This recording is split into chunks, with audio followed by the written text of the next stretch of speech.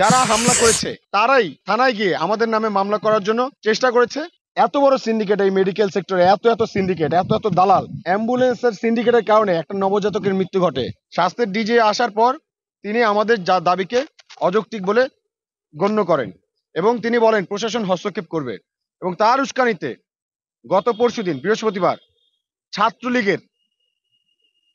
ছাত্রলীগের যারা সাবেক কর্মী বা বর্তমানে যারা ছাত্রলীগের মধ্যে নিষিদ্ধ সংগঠনে যারা আছে এবং বিশেষ স্বার্থান্বেষী রাজনৈতিক মহল যারা ওখানের সুবিধাভোগী, তাদের মদদে ওখানে একটা মব সৃষ্টি করে শিক্ষার্থীদের উপরে তারা হামলা চালায় এবং আমরা এখানে প্রমাণ সহ নিয়ে এসেছি। এখানে যারা যারা হামলা চালিয়েছে তাদের প্রত্যেকের প্রমাণ রয়েছে এখানে আমাদের। তারপর হামলার পরে আমরা সাধারণ শিক্ষার্থীরা যখন আহত, সবাই যখন ওদের ট্রিটমেন্ট করাতে ব্যস্ত, আমরা সবাই যখন সবাই একজন একজনকে নিয়ে ছোটাছুটি করছি, সেই সুযোগে যারা হামলা করেছে তারাই থানায় গিয়ে আমাদের নামে মামলা করার জন্য চেষ্টা করেছে। এবং মামলার যারা 1 নম্বর সাক্ষী তিনি হচ্ছে সাইফুল ইসলাম পারভেজ, যে ওখানকার স্টাফ। ওখানে যারা হামলা চালিয়েছে তাদের অধিকাংশ যারা স্টাফদের অ্যাপ্রন পরে তারপর হামলা চালিয়েছে। এবং আমরা দেখতে পেয়েছি ওখানে অনেক ডায়াগনস্টিক সেন্টারের অনেক লোকজন মালিকরা ওখানে এসেছে, তারা সংঘবদ্ধভাবে হামলাটা চালিয়েছে। এখানে আমরা দেখছি যে সাইফুল ইসলাম পারভেজ, যিনি শিক্ষার্থীদের উপরে যে মামলাটা করা হয়েছে, সাইফুল ইসলাম পারভেজ এই মামলার 1 নং সাক্ষী, যিনি একসময় জসিমউদ্দিনের 12 নং ওয়ার্ড ছাত্রলীগের সাধারণ সম্পাদক ছিল সাইফুল ইসলাম পারভেজ। এবং আরো এখানে সাক্ষী আছে 11 নং ওয়ার্ড ছাত্রলীগের সাবেক নেতা আল মামুন রাব্বি ওরফে রাব্বি। আরো আছে এখানে ফয়সাল 22 নম্বর ওয়ার্ড ছাত্রলীগের সাবেক নেতা, বর্তমানে যুবলীগ করে। বসুন্ধরা টিস্যু, অশুদ্ধতার বিরুদ্ধে এক বিন্দুও ছাড় নয়।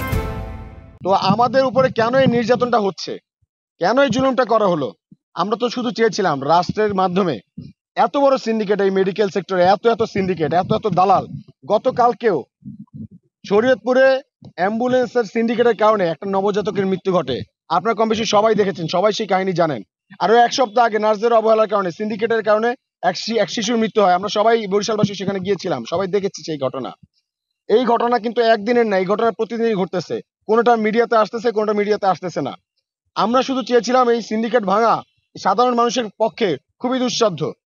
এই সিন্ডিকেট এতটাই শক্তিশালী, এই সিন্ডিকেট ভাঙার জন্য আমরা রাষ্ট্রের সহযোগিতা চেয়েছিলাম। রাষ্ট্র যেন আমাদেরকে সহযোগিতা করে, সেই জন্য এই আন্দোলন ছিল, সেই জন্য এই শান্তিপূর্ণ আন্দোলন চলছে। তো আপনারা দেখেছেন এত ঘটনা ঘটেছে। আমাদের মনে হয় আমরা আমাদের কাছে সেই প্রমাণ আছে যে ওখানে যে জুয়েল চন্দ্রশীল, যে বাদী হয়ে মামলাটা করেছে, তার কাছে যখন সাংবাদিকরা জিজ্ঞেস করেছে আপনি কেন মামলাটা করেছেন, তিনি বলেছে আমাদেরকে পরিচালক আমাদেরকে মামলা করতে বলেছে, সেই জন্য আমরা করেছি। পরিচালকের নির্দেশ ছাড়া আমরা কেমন করি মামলা, এই কথা তিনি বলেছেন।